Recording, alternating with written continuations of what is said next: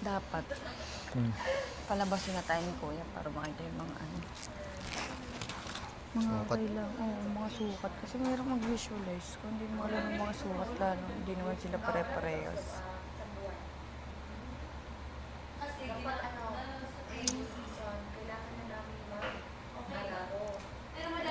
Kasi kung diamond,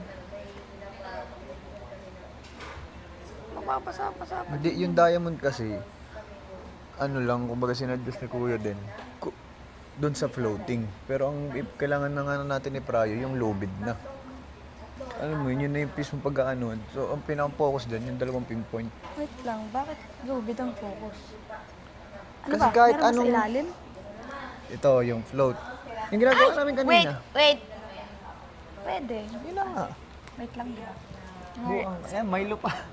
Ah! Okay. Ay, sa ilalim.